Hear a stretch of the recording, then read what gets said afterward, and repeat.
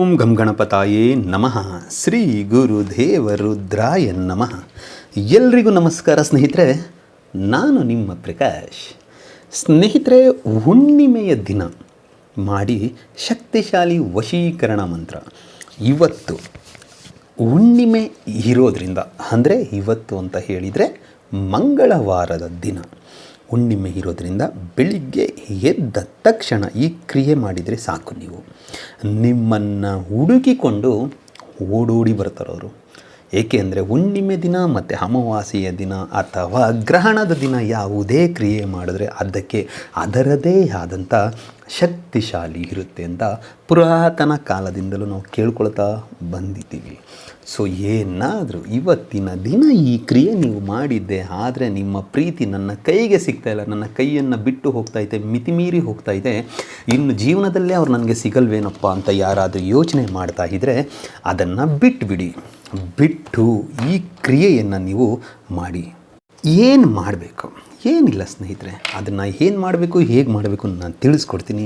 ಅದಕ್ಕೂ ಮುಂಚೆ ನನ್ನ ಚಾನಲನ್ನು ಸಬ್ಸ್ಕ್ರೈಬ್ ಮಾಡಿಲ್ಲ ಅಂದರೆ ಸಬ್ಸ್ಕ್ರೈಬ್ ಮಾಡಿ, ಲೈಕ್ ಮಾಡಿ, ಶೇರ್ ಮಾಡಿ, ಹಾಗೆ ಬೆಲ್ ಐಕಾನ್ ಬಟನ್ ಪ್ರೆಸ್ ಮಾಡೋದನ್ನ ಮರಿಬೇಡಿ. ಹೇಗೆ ಅಂದರೆ ಮುಂದೆ ನಾನು ಏನು ವೀಡಿಯೋಸ್ ಬಿಡ್ತೀನೋ ಅದು ಎಲ್ಲರಿಗಿಂತ ಮುಂಚೆ ನಿಮಗೆ ಬಂದು ಸೇರುತ್ತೆ.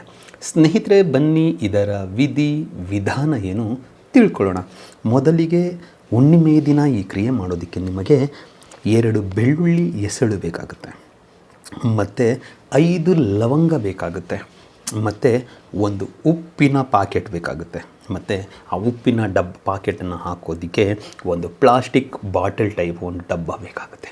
ಇಷ್ಟನ್ನು ತೆಗೆದುಕೊಂಡು ಹುಣ್ಣಿಮೆಯ ದಿನ ಸ್ನಾನ ಎಲ್ಲ ಮಾಡಿ ದೇವರ ಕೋಣೆಯಲ್ಲಿ ಪೂಜೆ ಪುನಸ್ಕಾರ ಮುಗಿಸಿದ ನಂತರ ಅಲ್ಲೇ ಕೆಳಗಡೆ ಹಾಸನ ಒಂದು ಯಾವುದಾದ್ರೂ ಬಟ್ಟೆಯನ್ನು ಹಾಕಿಕೊಂಡು ಉತ್ತರ ದಿಕ್ಕಿಗೆ ಮುಖ ಮಾಡಿ ಕುಳಿತುಕೊಂಡು ಆ 2 ಬಿಳಿ ಎಸಳಿನ ಮೇಲೆ ನಿಮ್ಮ ಹೆಸರು ಒಂದರಲ್ಲಿ ಮತ್ತೊಂದರಲ್ಲಿ ಅವರ ಹೆಸರನ್ನು ಬರೆದು ಒಂದು ಸೂಜಿಯ ಸಹಾಯದಿಂದ ಆ 2 ಎಸಳನ್ನು ಚುಚ್ಚಿಬಿಡಿ. ಚುಚ್ಚಿ ಆದ ಮೇಲೆ ಆ 2 ಸೂಜಿ ಚುಚ್ಚಿದ ಎಸಳು ಪ್ಲಸ್ ಲವಂಗ, ಈ 5 ಲವಂಗ ಇಷ್ಟನ್ನು ನಿಮ್ಮ ಬಲಗೈಯಲ್ಲಿ ಹಿಡಿದುಕೊಂಡು ಇವಾಗ ನಾನು ಹೇಳೋ ಮಂತ್ರವನ್ನು 108 ಸಾರಿ ಪಠನೆ ಮಾಡಿ. 108 ಸಾರಿ ಪಠನೆ ಮಾಡಿ ಮುಗಿದ ಮೇಲೆ ಅದಕ್ಕೆ ಉಫ್ ಅಂತ ಅಭಿಮಂತ್ರಿಸಿ ಆದ ಮೇಲೆ ಉಪ್ಪಿನ ಪಾಕೆಟನ್ನು ಒಡೆದು ಪ್ಲಾಸ್ಟಿಕ್ ಡಬ್ಬದಲ್ಲಿ ಅರ್ಧ ಉಪ್ಪನ್ನು ಹಾಕಿದ ನಂತರ ಆ 5 ಲವಂಗ 5 ಎಸಳನ್ನು ಆ ಉಪ್ಪಿನ ಡಬ್ಬದೊಳಗೆ ಹಾಕಿಬಿಡಿ. ತದನಂತರ ಅದರ ಮೇಲೆ ಪೂರ್ತಿ ಉಪ್ಪನ್ನು ತುಂಬಿ ಆ ಡಬ್ಬವನ್ನು ಎಷ್ಟು ಸಾಧ್ಯವಾಗುತ್ತೋ ಅಷ್ಟು ಟೈಟಾಗಿ ಕಟ್ಟಿ ಅವತ್ತಿನ ದಿನ ಆ ಡಬ್ಬವನ್ನು ನಿಮ್ಮ ದೇವರ ಕೋಣೆಯಲ್ಲೇ ಬಿಟ್ಟು ನಿಮ್ಮ ನಿತ್ಯ ಕಾರ್ಯ ಏನಿದೆ ಅದನ್ನೆಲ್ಲ ಮುಗಿಸ್ಕೊಳ್ಳಿ.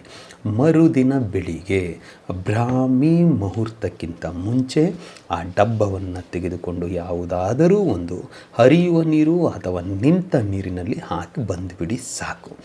ಇಷ್ಟನ್ನು ನೀವು ಮಾಡಿದ್ರೆ ಏನು ಜೀವನದಲ್ಲಿ ಅವರು ಸಿಗೋದೇ ಇಲ್ವ ಅಂತ ಏನು ಅಂದ್ಕೊಂಡಿರ್ತಾರೆ, ಅವರು ಆಟೋಮೆಟಿಕ್ ನಿಮ್ಗೆ ಸಿಗ್ತಾರೆ. ಅವರು ನಿಮ್ಮನ್ನು ಹುಡುಕಿಕೊಂಡು ಓಡಿ ಬರ್ತಾರೆ. ಇದರಲ್ಲಿ ಯಾವುದೇ ರೀತಿ ಸಂಶಯ ಇಲ್ಲ. ಅದಕ್ಕೆ ಮಂತ್ರ ಹೀಗಿದೆ: ಓಂ ಚಿಟಿ ಚಿಟಿ ಚಾಂಡಾಲಿ ಮಹಾಚಾಂಡಾಲಿ ಹಮ್ಮುಖಿ ಮೇ ವಶಮಾನ್ಯ ಸ್ವಾಹ. ಮಂತ್ರ ಇನ್ನೊಮ್ಮೆ ಹೇಳ್ತೀನಿ ನೋಡಿ ಸ್ನೇಹಿತರೆ.